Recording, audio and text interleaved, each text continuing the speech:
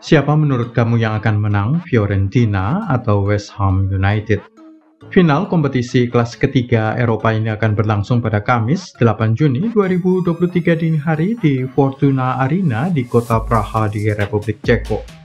Ini merupakan musim kedua Liga Konferensi Eropa setelah musim perdananya tahun lalu dimenangkan, masih ingat, oleh AS Roma, menang 1-0 di final melawan Feyenoord. Kita akan melihat performa musim ini di liga domestik masing-masing dan DNA kompetisi Eropa mereka pada masa lampau. Posisi domestik Fiorentina versus West Ham bagus mana? Fiorentina terlihat jauh lebih mengesankan dengan finish pada urutan ke-8 klasemen akhir Serie A.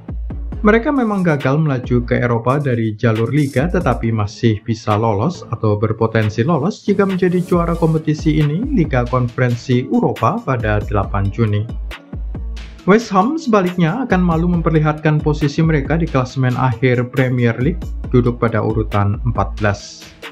Dan jika koleksi nilai Fiorentina setelah 38 pekan mencapai 56 poin, The Hammers hanya memiliki 40 poin saja.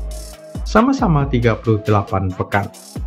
Sampai dengan setengah musim, skuad David Moyes ini bahkan masih keluar masuk posisi zona degradasi sebelum mereka mengamankan diri di ranking 15 dan kemudian posisi 14 jelang akhir musim.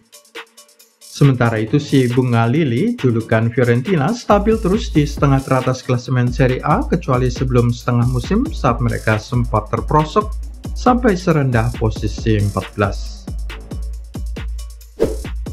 Fiorentina versus West Ham menjalani nasib berbeda dua musim terakhir. Para pendukung The Hammers akan mengatakan penampilan musim ini tidak mencerminkan situasi sesungguhnya. Itu merupakan jawaban yang benar karena dua musim sebelum ini The Hammers menduduki posisi tahu berapa? Ranking 6 dan ranking 7, termasuk elit untuk ukuran Liga Inggris yang sulit.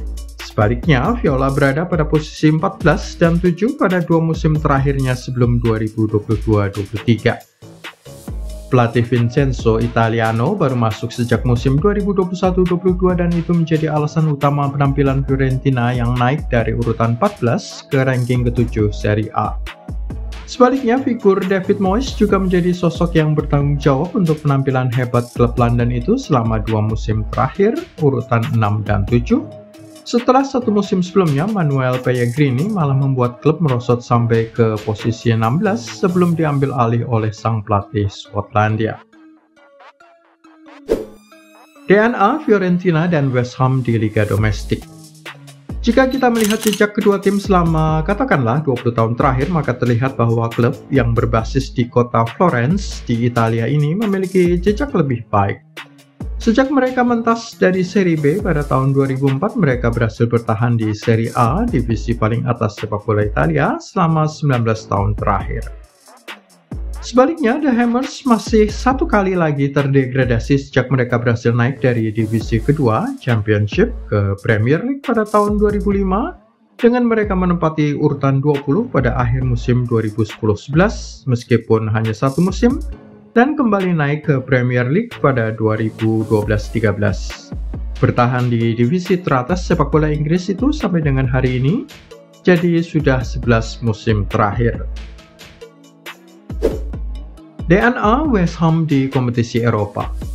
Sedikit saja yang masih ingat bahwa West Ham merupakan semifinalis Liga Eropa 2021-22 musim lalu, sebelum mereka dikalahkan Eintracht Frankfurt 1-3 agregat.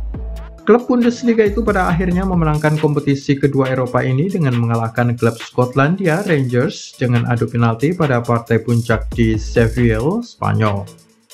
Dengan demikian, ini merupakan kali kedua West Ham di bawah arahan David Moyes melaju jauh di kompetisi Eropa dalam dua musim beruntun.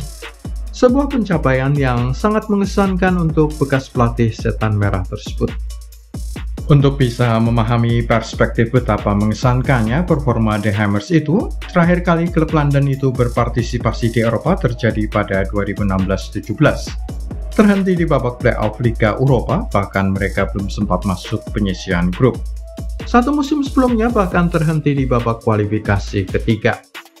4 musim yang bisa dikenang secara manis adalah ketika yang pertama mereka mencapai final Intertoto Club pada tahun 1999 mengalahkan Metz asal Prancis.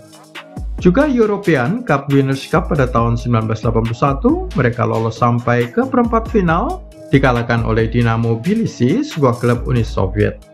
Juga pada tahun 1976 mencapai final Cup Winners' Cup, kompetisi yang sama dikalahkan Anderlecht Belgia selain menjadi juaranya pada 1965. Bagaimana dengan DNA Fiorentina di kompetisi Eropa? Klub Italia ini memiliki jejak DNA yang lebih sedikit di kompetisi Eropa, hanya pernah menjadi juara Cup Winners' Cup pada tahun 1961. Juga semifinal Liga Eropa pada tahun 2015 saat mereka dibantai oleh Sevilla dengan skor 0-5. Semifinal Liga Eropa lainnya terjadi pada tahun 2008 kala adu penalti melawan Rangers. Final kompetisi yang sama saat masih menggunakan nama UEFA Cup pada tahun 1990 kalah oleh Juventus. Namun pendukung Fiorentina akan membanggakan final Liga Champions tahun 1957, sudah lama sekali, ketika berjumpa Real Madrid dan dikalahkan oleh tim putih itu 0-2. Perjalanan Fiorentina dan West Ham pada musim ini di Liga Eropa. Fiorentina mengumpulkan 36 gol dalam 14 pertandingan, 9 gol lebih banyak daripada West Ham yang berada di peringkat kedua klub dengan jumlah gol terbanyak meskipun Viola memainkan 2 pertandingan lebih banyak. Striker Brasil Arthur Cabral menjadi top skor mereka di Eropa dengan 7 gol sejauh ini. Dan sebanyak 21 dari 36 gol mereka itu justru terjadi saat tandang. Viola telah mencetak setidaknya 3 gol dalam 6 perjalanan tandang terakhir mereka di Eropa dan menang pada setiap kesempatan tersebut. Klub asal Serie A ini sebenarnya kalah dalam 3 pertandingan dan menjadi runner-up di grup A sebelum mereka menyisihkan Braha, Sivasspor, dan Lech Poznan untuk mencapai semifinal di mana FC Basel telah menunggu.